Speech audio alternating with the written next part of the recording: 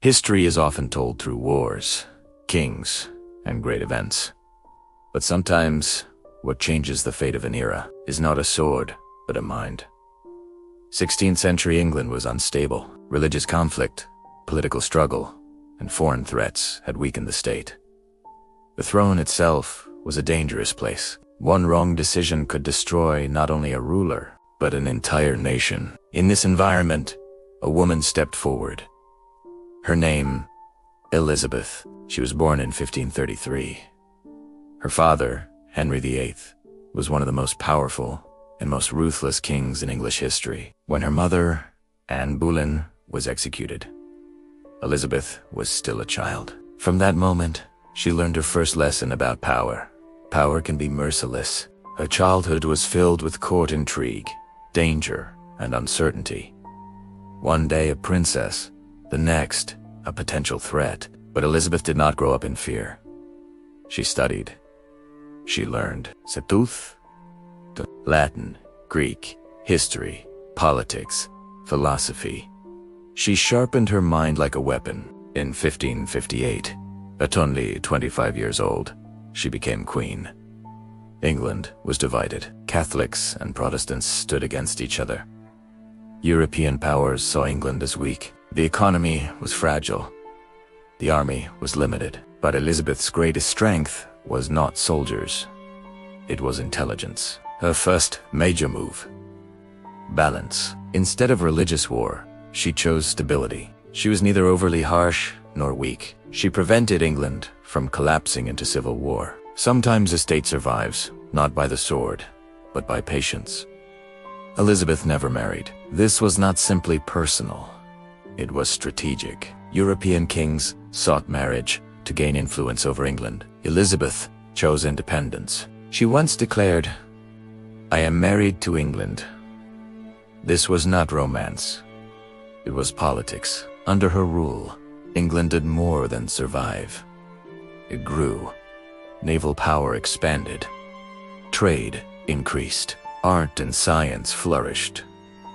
Figures like William Shakespeare emerged.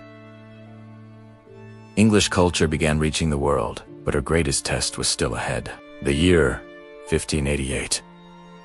Spain, the most powerful empire in Europe, launched a massive fleet to invade England. It was called the Invincible Armada. They were superior in numbers, weapons, and experience. For England, this was survival itself. Elizabeth did not retreat. She wore armor. She stood before her army, and she delivered words that history would never forget. "I have the body of a weak woman, but I have the heart and courage of a king." This was not just a speech. It was leadership. Soldiers did not fight only for their country. They fought because they believed in her. The result, the Spanish Armada was defeated. England survived. This victory placed England on the path from an island kingdom to a global power.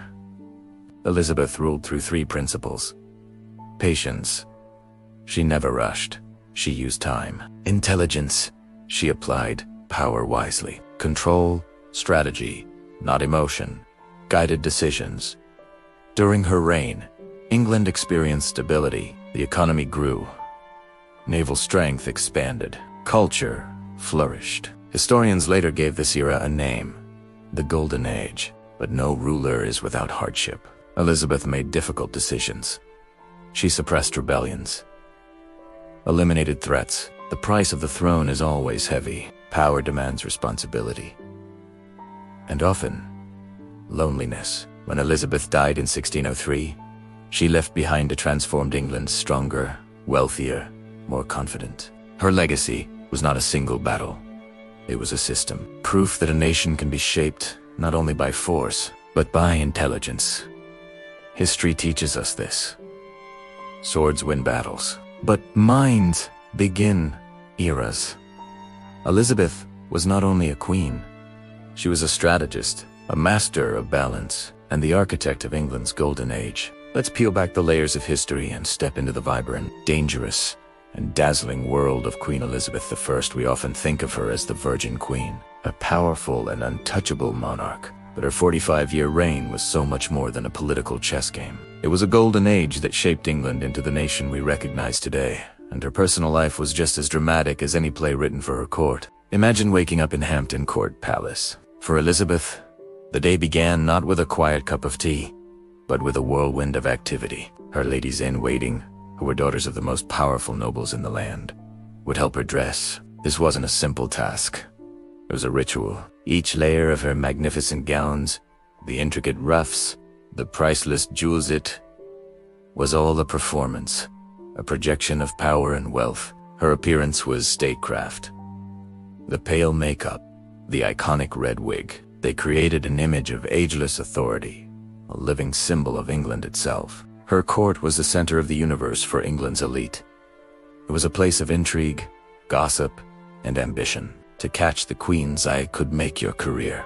To earn her displeasure could ruin you. She was a master of using her favor as a tool, keeping her courtiers on their toes, all competing for a smile or a kind word. She loved music, dancing, and mask elaborate courtly performances, with fantastical costumes and scenery. She was an excellent musician herself, skilled with the virginals, a type of harpsichord. Her court was a cultural hub, buzzing with energy and creativity. While we rightly associate her era with William Shakespeare, Elizabeth's patronage of the arts went far beyond one playwright. She fostered a generation of poets, musicians, and artists. Think of Edmund Spenser, whose epic poem The Faerie Queene is a direct allegory celebrating Elizabeth and her reign, or the composer William Byrd, whose music filled the royal chapels.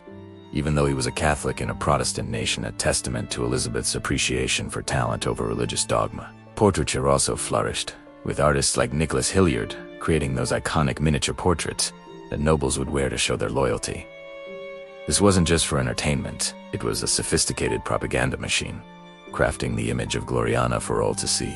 But Elizabeth's gaze wasn't just fixed on her court. It stretched across the vast, unknown oceans. This was the age of exploration, a time of incredible risk and even greater reward. Men like Sir Francis Drake were her sea dogs, part explorer, part pirate. Drake's circumnavigation of the globe from 1577 to 1580 was a monumental achievement. He returned to England with ships laden with Spanish treasure, so much that it paid off England's entire national debt and funded the crown for years. Elizabeth knighted him on the deck of his ship, the Golden Hind, a bold statement to a rival, King Philip II of Spain. Then there was the charismatic Sir Walter Raleigh, a courtier, poet, and explorer. He dreamed of establishing an English colony in the New World.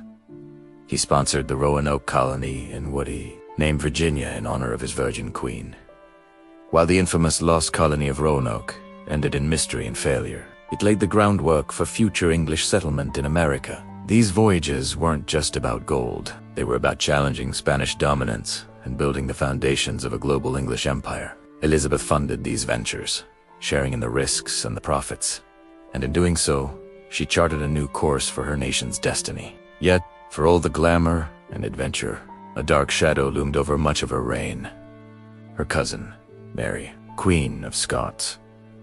Their relationship was one of the great personal and political dramas of the 16th century. Mary was Catholic, had a strong claim to the English throne, and became a figurehead for those who wanted to depose the Protestant Elizabeth. After fleeing Scotland, Mary sought refuge in England, but instead found herself a prisoner for nearly 2 decades.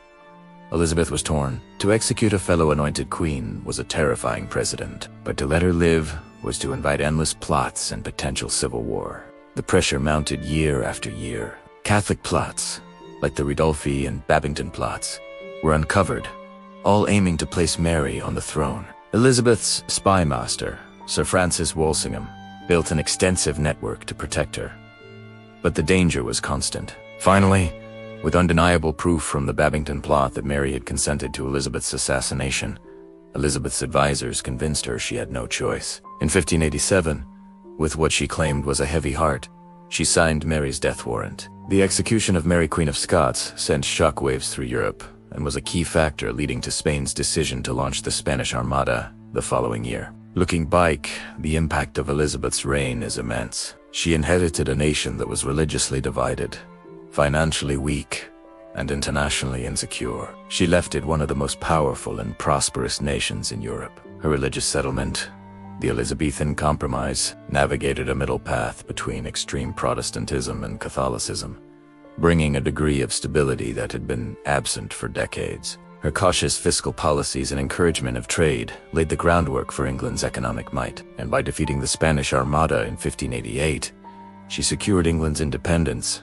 and announced its arrival as a major naval power. She created a sense of national identity, a belief in English exceptionalism that would echo for centuries. Her refusal to marry and dilute her power meant she left no direct heir, paving the way for the Stuart succession. But she did leave a legacy far greater than any child. She left an England that was confident, culturally rich, and ready to take its place on the world stage. From the theaters of London to the shores of the New World, the Elizabethan era was truly a golden age, all orchestrated by the brilliant, complex, and unforgettable queen at its heart. Thank you so much for watching.